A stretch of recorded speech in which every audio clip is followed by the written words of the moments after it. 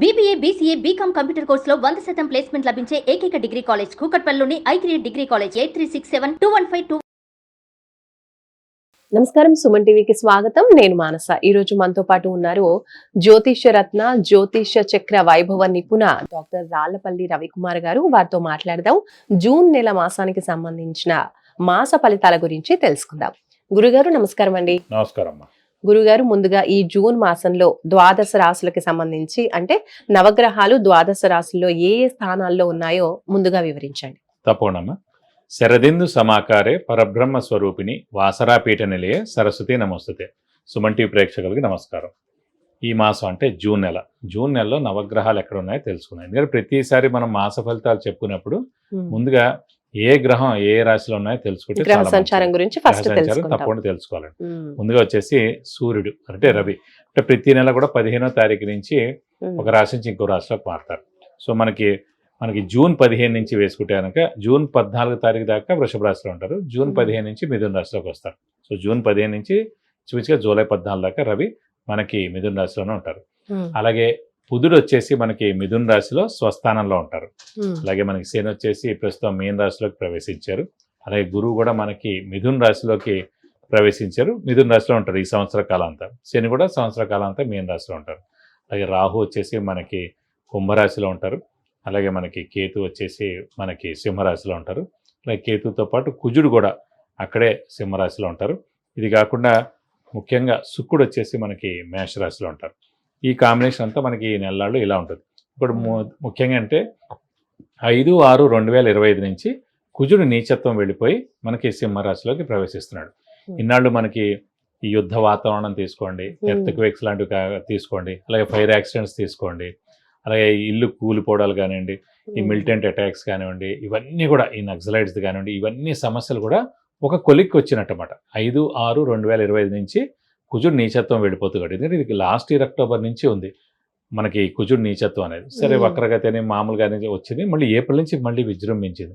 So ఈ కుజుడు నీచత్వం అనేది వెళ్ళిపోతే కనుక మనకి దేశానికి కూడా అంటే పీస్ఫుల్గా ఉంటుందని చెప్పుకోవచ్చు. కానీ ఇక్కడ ఏంటంటే మళ్ళీ కుజుడు కూడా ఇక్కడ సింహంలో వచ్చినా కూడా కేతుతో కలిసి సప్తమ స్థానంలో ఉన్న రాహుని చూస్తున్నాడు. కాబట్టి ఇప్పుడు కూడా కొంచెం ఉధృతి ఉంటుంది. అంటే మనకి ఎప్పటిదాకా ఉందంటే మనకి 28 జూలై 2025 వరకు ఈ కుజుడు కేతువు కలిసి ఉంటారు. ఈ కుజుడిని రాహు చూస్తుంటాడు. సో 28 జూలై దాకా కూడా మళ్ళీ ఈ ప్రకృతి వైపరీత్యాలు కానివ్వండి ఇలాంటి వరకు చిన్న చిన్న జరిగేందుకు అవకాశాలు ఉన్నాయి. అలాగే యాక్సిడెంట్స్ ఎక్కువగా జరిగేటట్టు ఉన్నాయి ఈ 1 మంత్ ఈ 2 మంత్స్లో కూడా.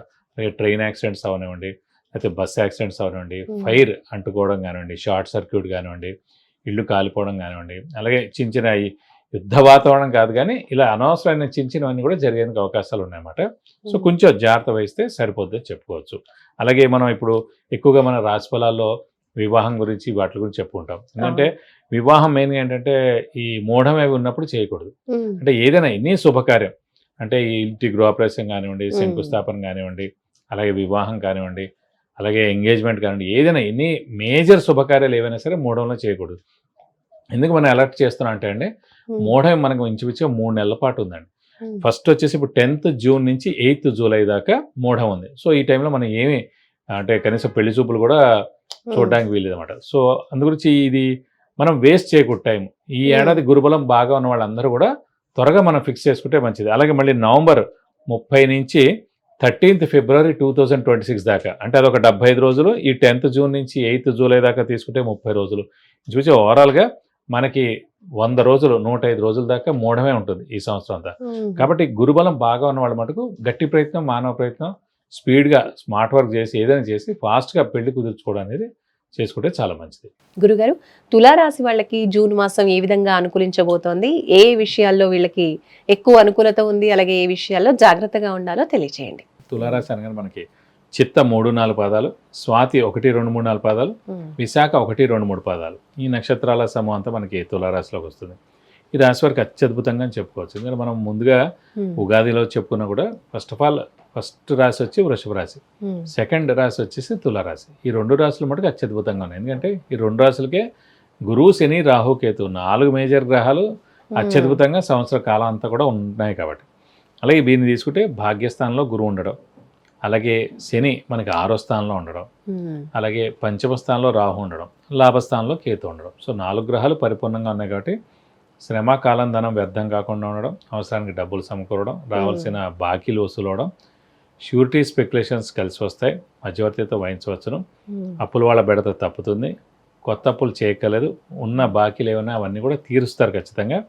ఇంట్లో పెద్దవాళ్ళు చిన్నపిల్లల ఆరోగ్యం బాగుంటుంది, అలాగే మీ ఆరోగ్యం కూడా బాగుంటుంది. అలాగే ఇంట్లో బంధువులతోటి మీ ఇల్లు కళకళలాడుతుంది, శుభకార్యాలు ఖచ్చితంగా మీ ఇంట్లో చేస్తారు, వాహనం ఖచ్చితంగా కొంటారు, అలాగే కొత్త ఐటమ్ ఏదైందో అది కూడా ఖచ్చితంగా కొంటారు. ఇది కాకుండా అదృష్టం మెయిన్గా పరిపూర్ణంగా కూడా చాలా బాగుంది. ఇంకోటి ఏంటంటే 3, 6, 11 స్థానాల్లో శని ఉంటే కనుక చాలా యోగాన్ని ఇస్తాడు. శని మనకు 6వ స్థానంలో ఉన్నాడు, 2.5 సంవత్సరాలు అక్కడే ఉంటాడండి. ఇది కాకుండా తులారాశి యోగకారకుడు, అదృష్టకారకుడు, లక్ ఫేవర్ చేసే గ్రహమే శని. అలాంటి శని మనకి 6వ స్థానంలో ఇంకా చాలా బాగున్నాడు. అలాగే వృషభ రాశి వారికి కూడా అంతే అండి. యోగకారకుడు, అదృష్టకారకుడు, లక్ ఫేవర్ చేసే గ్రహమే శని, అతను లాభస్థానంలో ఉన్నాడు. అందుకే వృషభ రాశి, తులారాశి ఇద్దరికి కూడా యోగకారకుడు శని. అందుకే ఇద్దరికి కూడా ప్రస్తుతం చాలా అత్యద్భుతంగా ఉన్నారు. కాబట్టి అన్ని రంగాల వాళ్ళకి ముఖ్యంగా తీసుకుంటే కనుక విద్యార్థులకి సువర్ణ అవకాశం చెప్పుకోవచ్చు, వ్యాపారస్తులకు పట్టిందలా బంగారం చెప్పుకోవచ్చు. విద్యార్థులకి అయితే కనుక మంచి ర్యాంకు, మంచి సీటు యూనివర్సిటీలో వస్తుంది. అలాగే ఫారెన్ అయినా కూడా ట్రై చేసి కూడా ఖచ్చితంగా అక్కడ కూడా మంచి ర్యాంకు, మంచి సీటు, మంచి యూనివర్సిటీలో గ్యారంటీగా వస్తుంది చెప్పవచ్చు. వ్యాపారస్తులు అయితేనే ఖచ్చితంగా కొత్త వ్యాపారం స్టార్ట్ చేసి ఇలాంటి ఎక్స్పాన్షన్కి వెళ్ళచ్చు. అలాగే క్రెడిట్స్ ఇచ్చినా కూడా నష్టం లేదు. సో ఖచ్చితంగా అత్యద్భుతంగా ఉంటుందని చెప్పుకోవచ్చు. అలాగే ముఖ్యంగా ఈ శుభం ఏవైతే ఉన్నాయో, శుభాలు ఏవైతే అనుకుంటున్నారో ఇంట్లో అవన్నీ కూడా ఖచ్చితంగా అవుతాయని చెప్పుకోవచ్చు. ఓకే, అంటే శుభాలతో పాటు అంటే వివాహ యోగం కూడా ఉందంటారా? తప్పకుండా. ఎందుకంటే వివాహానికి మెయిన్గా కారకుడే గురువు. అలాంటి గురువు భాగ్యస్థానంలో ఉన్నట్టు ఖచ్చితంగా అవివాహితులు ఎవరైతే ఉన్నారో వారందరూ కూడా ఖచ్చితంగా వివాహానికి అవకాశాలు 100% ఉన్నాయి. సో మీ ప్రయత్నం, మానవ ప్రయత్నం కూడా మీరు ఖచ్చితంగా చేస్తే అతి త్వరలో మీకు వివాహానికి అవకాశాలు ఎక్కువగా ఉన్నాయి.